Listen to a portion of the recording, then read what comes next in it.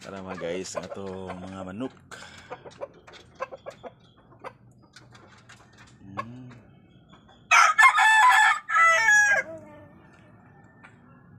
Patay na kay mga saging, kamunggay. Ayun pa din mga guys, kinapatay. Kuha din natin mga manok, gasur-suroy mga guys, oh.